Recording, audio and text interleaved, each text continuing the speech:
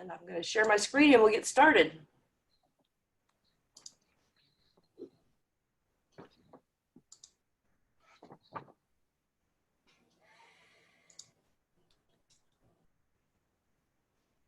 I want to welcome everybody today.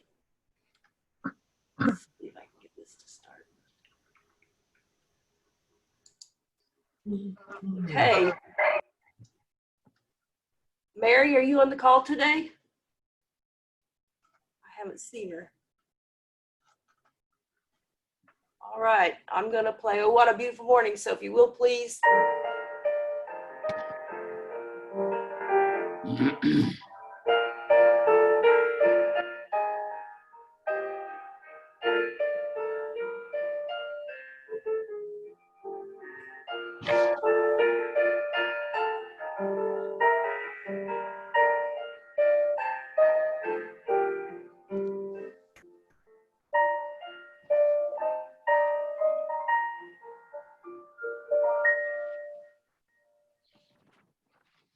Very nice. Okay, now we have our invocation, Polly Christian. All right, please bow your heads.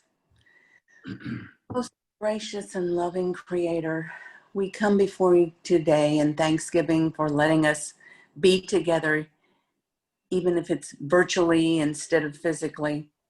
We thank you for having the ability to do that. We thank you also, dear Lord, for letting us hopefully be a stronger, more capable people. We want you to love you. We ask for your guidance. We ask for your wisdom. We ask for your knowledge. And we ask that you guide us the way that we should go. And in Christ's name we pray. Amen. Amen. If you'll notice, the picture is different this week. This picture is courtesy of Dick Pryor. It's a photo of a sunrise that he took near Hobart. And I encourage any of you who have beautiful sunrise pictures you might want to share. I'll be happy to swap them out and share them with the club. I love to see the beauty that we have in Oklahoma. Now the Pledge of Allegiance, Virginia Sanders. I pledge allegiance to the flag of the United States of America and to the republic for which it stands, one nation, under God, indivisible, with liberty and justice for all. And the four-way test of the things that we say or do. First, is it the truth? Second, is it fair to all concerned? Third, will it build goodwill and better friendships? And fourth, will it be beneficial to all concerned? Thanks, Virginia. All right, guests, do we have any guests on the phone today, on the Zoom call today? Well, I have Janet here. I don't know if she's a guest or not, but Certainly, she's a guest. she's always glad to be here and listen to Rotarians. I was trying to make her kind of a Rotarian by proxy, but it doesn't work. But good morning. Thanks. Welcome, Janet, and Jonathan as his guest. Thank you. You're welcome. Say hi, Kaylee. Hi. Welcome, honey. Okay, do we have any happy dollars today?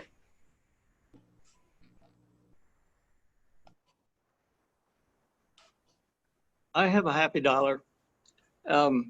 Almost 6 weeks ago, Ruth came up to me and said, I can't find my wedding ring, her diamond solitaire. So to make a long story short, we kind of waited almost 3 weeks looking everywhere we could think of and couldn't find it. So we went down to Newt Mitchell's shop and started designing one and picked out a diamond. And then last week on the way to the happy hour at Blue, she came to my office and said, I found it. And it had been in a pair of pants that she had not worn in almost 6 weeks, and it was there in the pocket. So I had to call Newt and tell him, cancel all the design stuff. We found it. So It probably should be instead of $1,000 happy dollar, but I'll just stick with one. Thanks. I'm so glad she found it. You hate to hear those stories where something precious gets thrown away or donated and you never know what happened to it. Any other happy dollars? Yeah, I have a happy dollar. I crossed one of the things off of my bucket list last Saturday and took a hot air balloon ride with my son and grandson. I saw those pictures on Facebook. I didn't know if you were just the photographer or you actually in the hot air balloon. Oh, I was in the hot air balloon. We took off at about Northeast 50th and I-35 and ended up over on Memorial Road. So it's probably about a 30-minute ride, or maybe, yeah, about so. But it was a lot of fun. So Is CE, somebody- is that when you get on a balloon ride with a bunch of lawyers? Well, as we got off the balloon, my son commented as they deflated the balloon. He commented how little it was, and the guy that owned the balloon, he says, "Yeah, it's kind of like a Texan. When you deflate it, there's nothing left."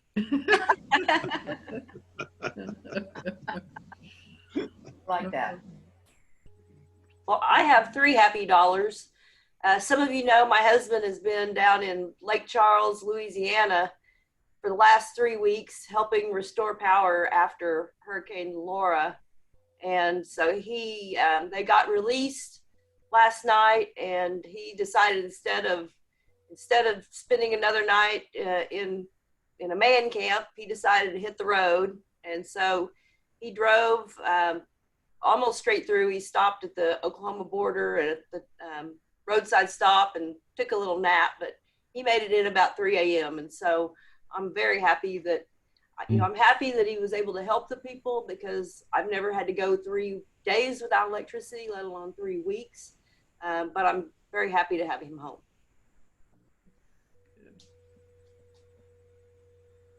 Any other happy dollars? I have a happy dollar. Weston Paul Buskin, 9 pounds, 20 inches long, was born on my birthday last Friday. His grandpa would be Keith. Nice. Awesome. Good looking young man, too. I bet he knows how to make a pot of beans when he gets older. There you go. Beans cornbread. Anybody else? I'll give a happy 5. We had Lewis's nephew and his wife visiting for the first time this weekend. And this was the first time I'd seen them since our wedding. So it was nice to get a chance to get to know them a little better. But she is like 7.5 months pregnant. So this was her last road trip. But I did tell her, I'm like, well, we've got a great hospital just 1.1 miles from our house in case something were in case you were to go into labor. But it was a lot of fun. Lewis took his nephew to a few of our local breweries, and I took his cute little wife to the Wells Christmas Tree Farm little holiday market and to a couple of shops. So it was nice to visit with them and show off Norman. Very nice. Anybody else? Okay, well, we'll go on to announcements. Don't forget to register for the Zone Summit. It's October 8th. I'll be sending out the link again in case you didn't see it the last time I sent it out. Should be a great program, and features our own April Heipel and Positive Tomorrows. And our district is actually hosting this summit. And so it would be great to have a great showing from members of our district. Also, we've got the crop walk on October 18th. That's a Sunday. It's October 18th. We formed a team for Sooner Rotary.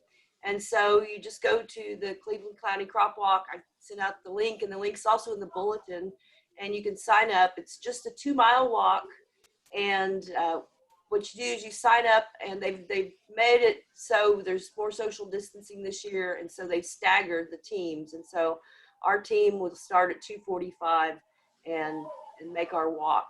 Also, I skipped over, we for our district grant last year, we helped retile the showers at Food and Shelter and replaced a couple of washers and dryers, and now we need to paint those rooms. And so we need volunteers for painting on October 3rd. We're going to meet early in the morning because we don't know what time the football game is going to be. We're going to meet at 8 and see if we can get it knocked out. So Jane Purcell is organizing that. So if you want to volunteer to paint, please contact Jane.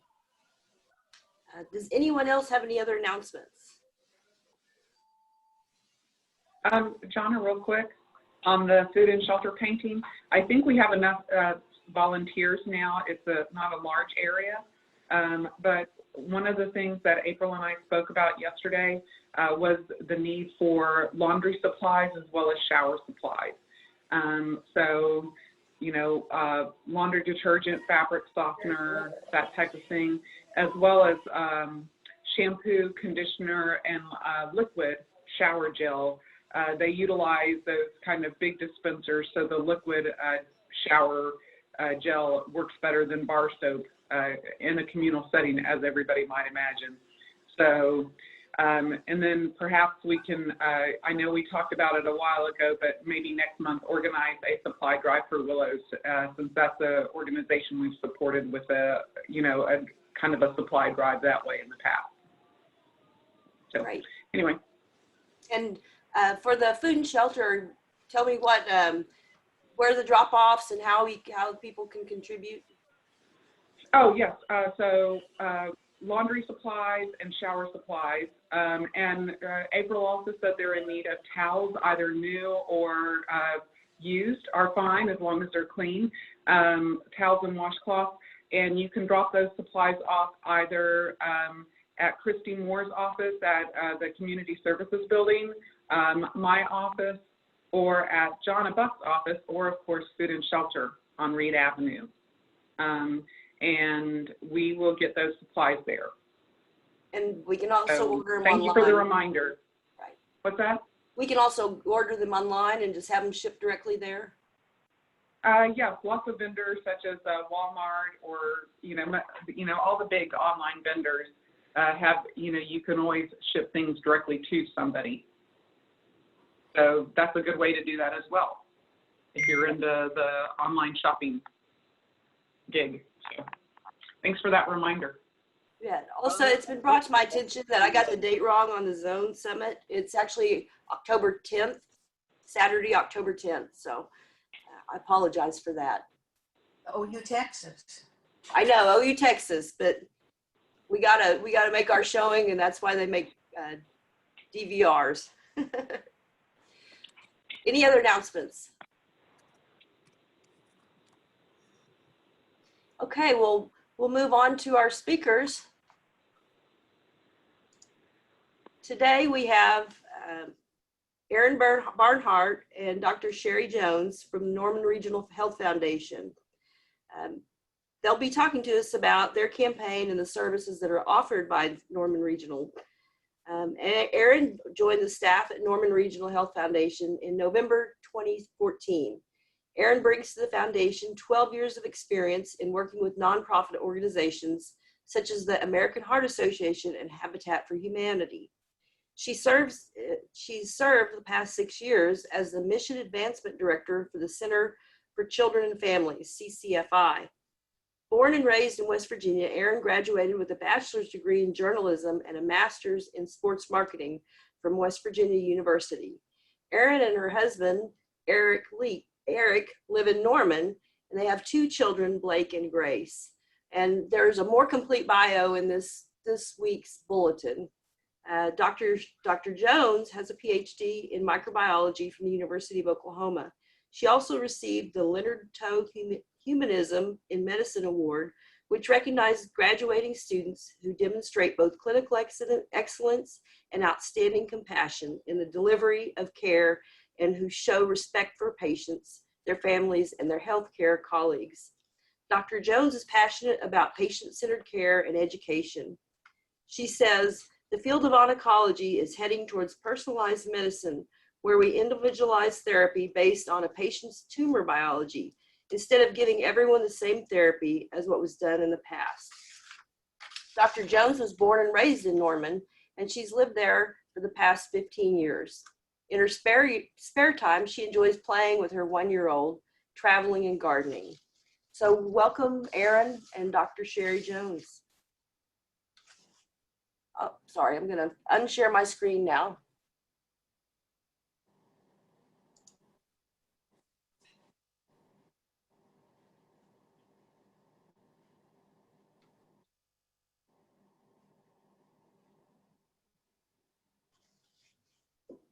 Can you hear me okay? Yes, I hear you great. Okay. Okay, great. So, do you have the PowerPoint presentation? I do not. Okay. Is Erin here? I saw Erin earlier. I think she has it. Should I start talking or wait? You can start talking if you want. Okay, so we just want to shed light on breast cancer, the prevalence, and also risk reducing things that we can do. So in 2020 alone, it's estimated that approximately 20,000 Oklahomans will be diagnosed with cancer. And of these, approximately 8,000 will die from cancer this year. So breast cancer is very prevalent, especially in us females. It's the most common cancer that affects women in the age group of 15 to 40 years of age. And it affects 1 out of 8 women in their entire lifetime. So those are pretty high numbers for developing breast cancer. And in 2020 alone, approximately 560 women will die from breast cancer. I think I'm getting an echo. Everyone can hear me okay? Yes. Yes. Okay. So prevention of breast cancer becomes important, and things that we can do to try to reduce this risk is avoiding carcinogens like tobacco smoke or ultraviolet light, sun exposure. Also of important to highlight is even if you don't have a family history, you're still at risk the older we become for developing breast cancer. So maintaining a healthy weight and body mass index are of the utmost importance, because the fat cells or adipose tissue can produce estrogen, which can promote one type of breast cancer. So being active, getting exercise, healthy diet are all important. Also, early detection is key. Regular checkups and cancer screenings are the way that we can find cancer and have a chance to cure cancer. Starting at the age of 40 years and every year, you should have a mammogram. Even if you don't have a family history, you're still at risk for breast cancer. Also, if you've ever been diagnosed with breast cancer, it's important to let your family know about your diagnosis, when you were diagnosed, and what type of breast cancer you've had. This will help with their medicine, and they might need a mammogram starting at an earlier age than 40. So at Norman Regional, we do have a breast care center and clinic. We offer the most advanced digital mammogram equipment, and this is performed at the breast care center next to the Healthplex off of Tecumseh and 36. They even schedule mammograms on Saturday mornings, which helps for very busy people. So it takes about 15 minutes. You can get in, get your mammogram, and get out of there and go on with your daily routine. So it's not going to take too much of your time. Also at the Porter campus, we have our oncology clinic and infusion center. We have doctors, oncology certified nurses, and our infusion clinic. And our infusion clinic is actually nice because it's not one big room with chair next to chair, but it actually has partitions where patients have privacy if they're needing chemotherapy.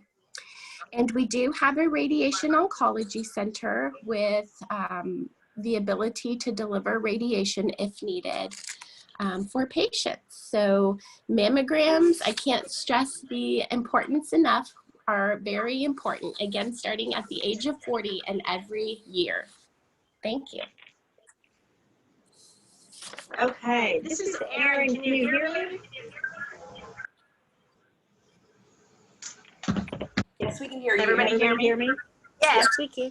Okay. Okay. Sorry, I was having audio issues. So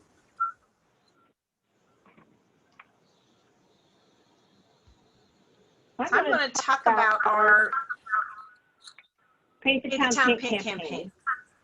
So first, thank you all for allowing us to join you this morning. We came last year and shared about Paint the Town Pink. And Dr. Jones, thank you for joining us this morning. Thank you for having me. So Paint the Town Pink, we started this program at the foundation. Is there feedback? Yes. There is some echoing. I'm echoing. That's usually caused by having another device with your audio turned on.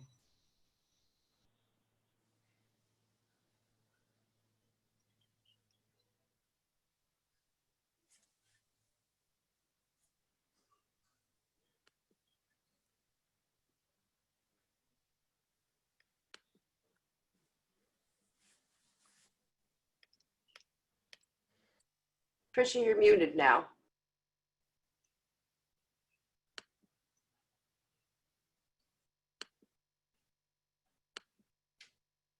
There you go. Okay. Does that work? Oh, there's feedback. Ooh. Well, shoot.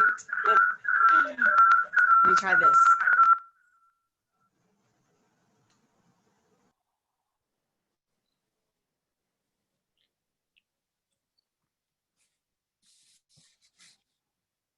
You're on mute now.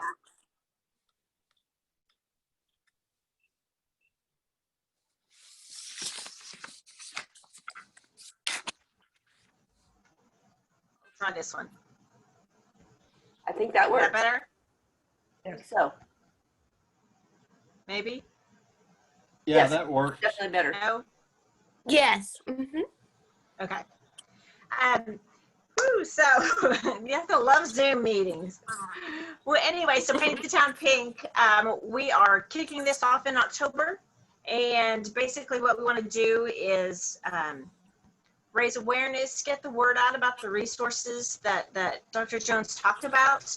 So we are turning Norman and Moore and Noble and Blanchard, the surrounding areas here, we're going to turn them pink. As you can see, we have Embassy Suites here. They're pink from last year. So we're going to kick off this Friday at Legacy Park. The Norman Philharmonic, they're going to be doing a virtual concert. Legacy Park will be turning pink at 7:30. So you can find that event on Facebook. And then an hour later, around 8:30, it will stream on YouTube as well. So a few other events, we have Breakfast with Benefits at Neighborhood Jam, and all proceeds from that event will go toward our cancer services and our patients. We're asking everybody on October 20th to wear pink. So that's, and then share your pictures on social media.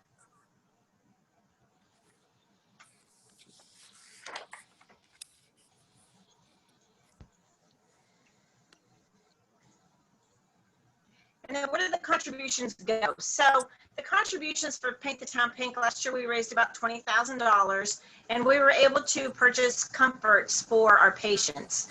And what that looks like, if you've ever been in the hospital, we like to keep it nice and chilly in here. So if our patients are cold or their family members, we can offer them a warm blanket. And so we have been able to purchase a blanket warmer for our cancer management. And also there's a certain lotion, if you have radiation and your skin is irritated, it's called Jean's Cream. So we are able to provide a complimentary bottle for anybody who comes into cancer management and needs that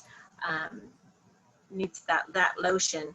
For the oncology clinic where Dr. Jones is, we were able to purchase some digital thermometers and vital sign machines. So this is the picture here in the lower left side. And those went into the infusion center. So they have 11 bays, and they were able to, so the equipment is right there, and there's no reason to go in search of a thermometer if you need one at the moment. And then our Cancer Resource Center, that is something that is provided complimentary to any cancer patient. So you can contact the Cancer Resource Center and get a free bra, prosthesis if you've had a mastectomy. There's head coverings, scarves, caps, wigs, and that is all a complimentary service, and it's funded by the foundation through our Paint the Town Pink contributions and through the American Cancer Society.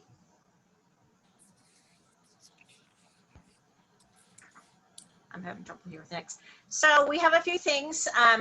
Anyone in the community can purchase a flag, a pink flag for breast cancer or a white flag for all cancers. And these get personalized, and then they're placed at each campus. So they're placed at here on Porter, they're placed at the Healthplex, and then they're placed at Norman Regional Moore. And these will be flown throughout the entire month of October.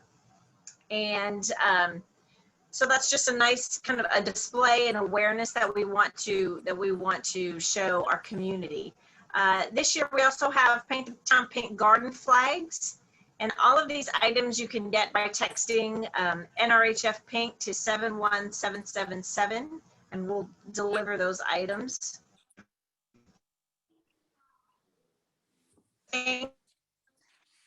Would be, great for the October 20th day. We have some bracelets. If you purchase one of these at the Breast Care Center, you can purchase one and we'll donate one to a cancer patient at the Breast Care Center. We have some pink shoelaces. We have a golf tournament coming up, which actually just sold out on Friday. So that event's October 19th, but I really don't need to talk about it because we're sold out, which is great. But we have some pink shoelaces there if anybody's interested in that. So our t-shirts can be purchased at Massive Graphics, and we have a mask, a Paint the Town Pink mask as well. But we have a corporate program, a corporate partner program. So these are our current sponsors. They receive a sign, they receive a pink light, a gel light, if they want to turn their building pink. So we have some programs as well. That's all at normanregionalfoundation.com. You can learn about that. So I wanted to see if there are any questions for Dr. Jones. I apologize for my lack of technology skills here. I'm going to just see if there are any questions that we might have. Okay, Polly, you're muted. You're muted. No, I'm not. There you right? are. Okay. Mine is not a question, it's a compliment. I have gone through the breast cancer. I've been with Norman Regional and with having the chemo and with the radiation, and I can't say enough good things about the people who are working there, the doctors, the nurses, the radiologists. They have been just wonderful. So, and mine was 3 years ago. So, hey, I'm still going. Yay, good for you. And I am wearing pink. I didn't realize it today, but I do want I want you to know that I do appreciate it, and y'all have been fantastic. So thank you very much. We appreciate you. Thank you so much. Thank you for that. I have a question. Is the oncology center, is it relatively new or is it specific to breast care? Yeah, so they renovated that northeast wing of the Porter Hospital, and it's a little over a year old. So it is very new, and we have state-of-the-art equipment and patient exam rooms and the infusion clinic also, which is great because I came from the Stevenson Cancer Center where it was just one big room with chair next to chair, which makes it uncomfortable when the patient's going through their treatment. So it is fantastic. The reason I ask is because everyone I know who's had cancer treatment, they go to Stevenson, or my brother has colon cancer and he goes all the way up to Mercy. And I just wondered if it was breast care specific. Oh, no, it's for every type of cancer treatment. I think a lot of people don't know that where we're located. And so a lot of times what I get from my patients is, oh, we didn't even know you guys were here. Otherwise, we would have stayed local. That's a great question.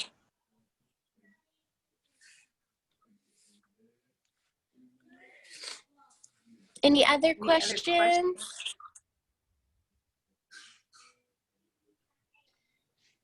I have another question. What about the relationship between taking hormones and breast cancer? I have a coworker who was pretty recently diagnosed, and she said she knows that it's because she used to take hormones. There aren't very good research guidelines suggesting that there's a strong association. However, we do know that there is an association in taking estrogen, which can help to promote one type of breast cancer. So we oncologists don't recommend that patients take hormone replacement therapy if they're needing it for menopausal symptoms.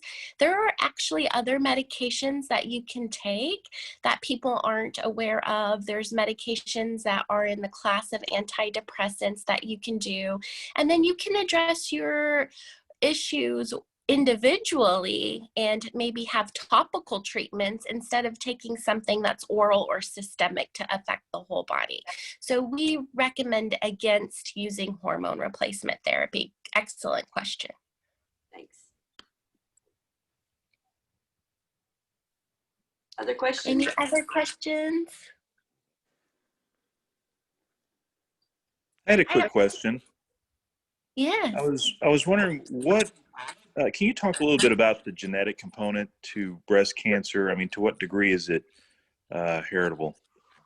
So we do know that there are a series of mutations that are inherited in the germline DNA from generation to generation.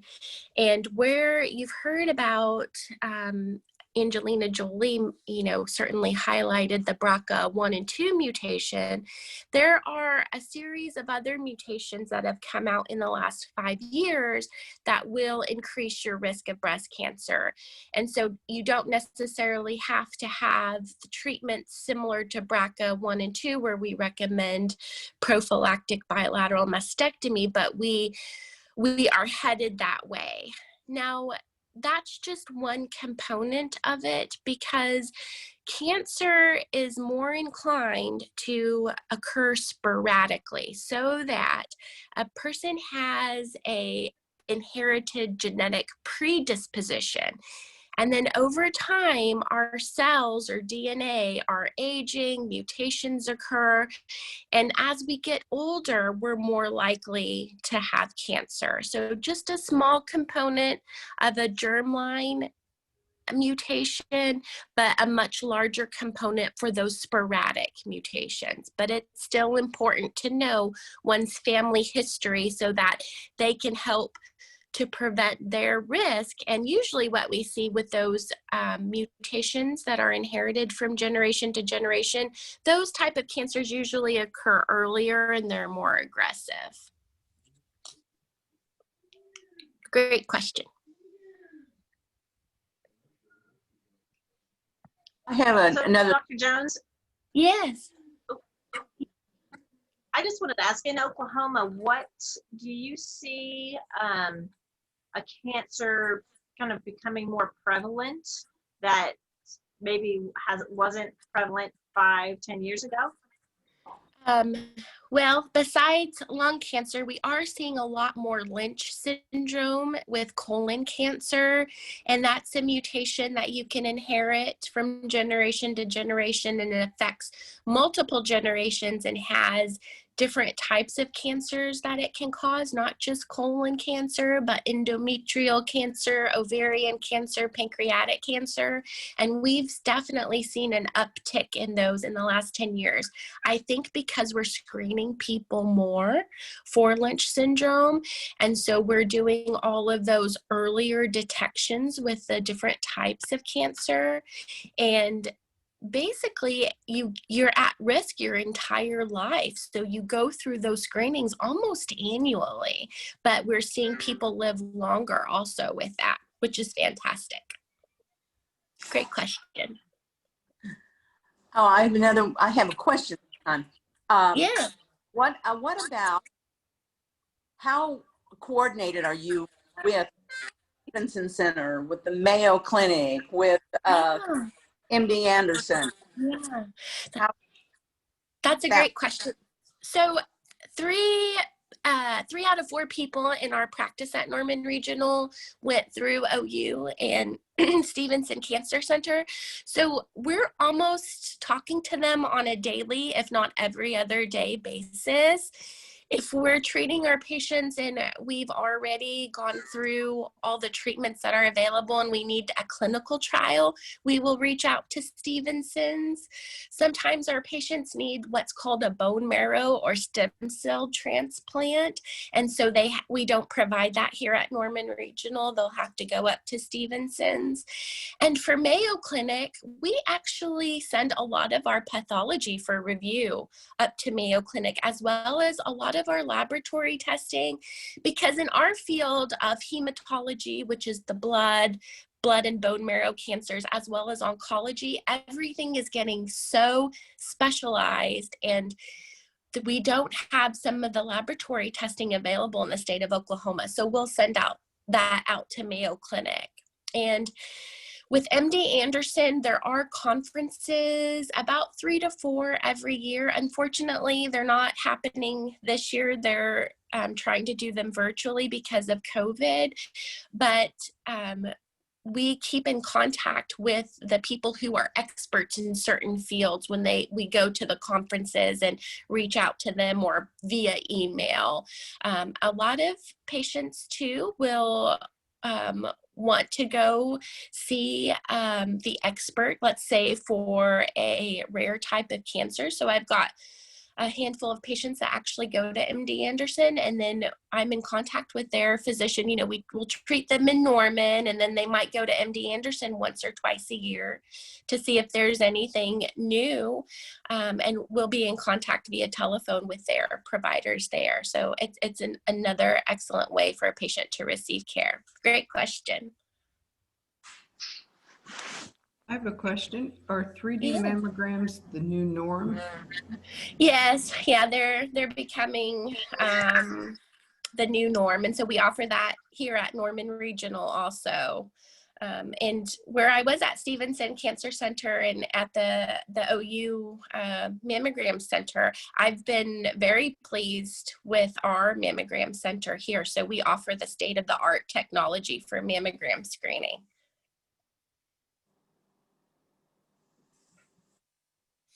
I had a quick question about stem cell therapy. Yes. So under what conditions would that be the choice for treatment? And then also, do you feel like that there is enough independent, peer-reviewed type research for that? Yeah, so stem cell transplant, which is also a bone marrow transplant, is usually only indicated if someone has a cancer or disorder of their blood/bone marrow. So our blood that's circulating in our body is coming from the bone marrow. So patients with certain types of leukemias, something called myelodysplastic syndrome, which is a pretty prevalent type of bone marrow cancer, especially as we get older. The only way to cure their types of cancers aren't the way that we do with breast or colon cancer, where we use surgery, radiation, and chemotherapy. Because the cancer's in the blood and bone marrow, it's all in your system.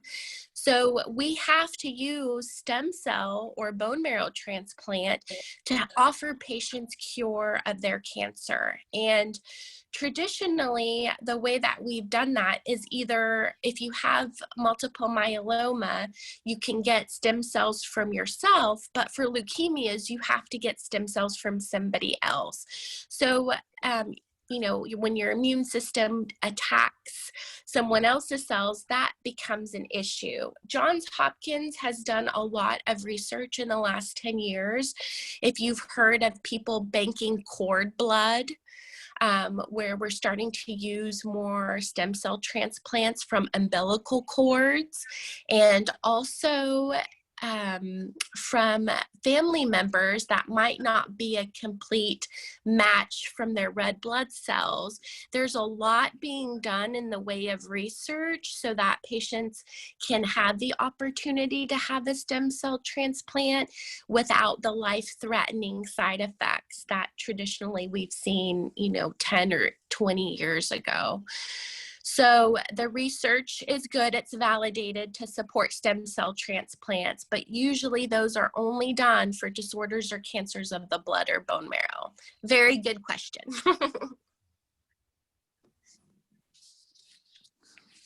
I've got a question. When Yes. you talk about people going to MD Anderson twice a year or something for further checkup or further programs, I can't remember how you said that, but if do insurance companies pay for second opinions and? Yeah, they do. Yeah. Okay. Yeah.